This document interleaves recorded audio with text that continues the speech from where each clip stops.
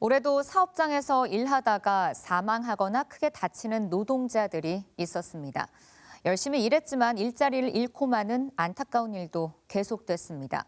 또한 기후변화와 환경오염 이슈는 우리 지역도 예외가 아니었습니다. 이재문 기자가 정리했습니다.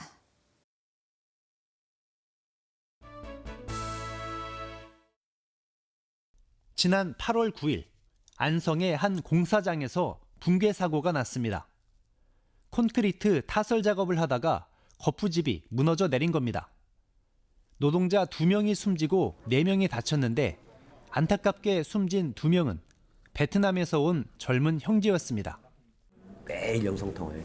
매일 엄마하고 아빠하고 돈 하나도 안 쓰고 다 제 아빠잖아. 엄마 아빠한테 다 보내고. 지난해 경기도에서 산업재해로 사망한 노동자는 256명. 올해 들어서도 9월까지 모두 159명이 일하다 목숨을 잃었습니다. 10년간 31명.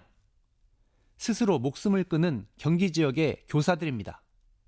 악성 민원에 시달리고 정신건강이 위기에 놓인 교사들. 극단적인 선택을 한 교사들의 문제가 수면 위로 떠올랐습니다. 오늘 49제 주모집회에 참여한 교사를 조금이라도 탄압한다면 노동조합의 모든 역량과 수단을 동원하여 강력히 투쟁할 것입니다. (2023년) 시작과 함께 209명의 노동자들이 해고 예고 통지서를 받았습니다. 한국와이퍼 안산 공장의 노동자들입니다. 강추위 속 폐업을 막기 위해 공장을 지켰습니다. 그러나 3월 15일 경찰은 조합원들을 강제 해산시켰습니다. 해고를 막아달라며 일본을 찾아가 원정투쟁도 했습니다. 한국와이퍼는 일본의 자동차 부품 회사 덴소의 자회사였습니다. 노동자들이 요구했던 고용 승계는 결국 이루어지지 않았습니다. 사회적 고용 기금을 만들어 한국와이퍼 노동자뿐만 아니라 고용 약자들의 재취업 등을 돕는 것으로 일단락됐습니다. 216일간 지속된 공장 농성 투쟁은 한겨울 전기장판을 깔고 시작하여 한여름 모기들과 함께 마무리되었습니다. 또 국가 공권력을 앞세운 3월 15일의 폭력 진압은 씻을 수 없는 상처로 남았습니다. 이상 고온과 기습 한파로 과수농가들이 피해를 봤습니다. 배꽃이 예년보다 일찍 피었다가 갑작스러운 추위가 찾아오자 꽃이 떨어진 겁니다. 기후변화로 농사를 짓는 게 매년 힘겹습니다. 경기가 안 좋아서 소비도 안 좋은데 올해 또 배농사가 이렇게 안 됐으니까 좀 심하겠죠, 농가가. 상당히 그러면서 들어가는 영양제니 농약살포니. 지난 6월 일본이 후쿠시마 방사능 오염수를 바다에 흘려버리겠다는 결정을 하자 시민들은 발끈했습니다.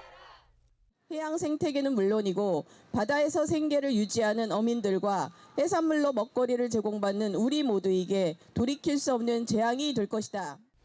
결국 오염수는 바다에 버려졌고 수산업 종사자들은 직격탄을 맞았습니다. 한 3분의 2가 줄었다고 보면 되죠.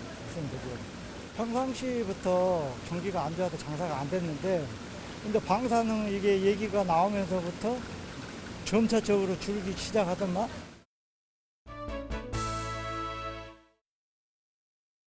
우리 곁을 찾아온 귀한 손님들이 있었습니다. 안산 갈대습지에 사는 수달들이 시화호 일대로 영역을 넓히더니 물줄기가 이어진 시흥시 장현천 도심 한복판에서도 목격됐습니다. 수원 황구지천에서 확인됐던 수달은 상류로 올라와 의왕시의 왕송호수에서도 발견됐습니다. 보기 힘든 희귀 조류들도 우리 곁에 찾아왔습니다. 시흥에서는 천연기념물 쇠부엉이와 저어새가 사람들의 발길이 닿는 논에 날아왔습니다. 평택의 한 아파트 옥상에는 황새 부부가 둥지를 틀었는데 번식에 어려움을 겪었습니다. 보다 못한 주민들이 13m 높이의 둥지탑을 세워서 황새 부부가 알을 낳을 수 있게 도움을 줬습니다.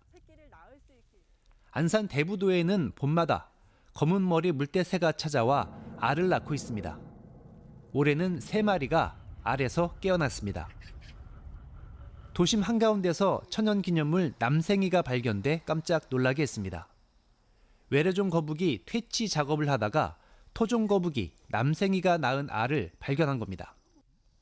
알에서 무사히 깨어난 남생이 새끼들은 화랑유원지 저수지로 힘차게 헤엄쳐 갔습니다. 환경오염과 기후변화 속에서도 우리 곁으로 찾아온 귀중한 생명들이 희망의 메시지를 전해주었던 한 해였습니다. BTV 뉴스 이재문입니다.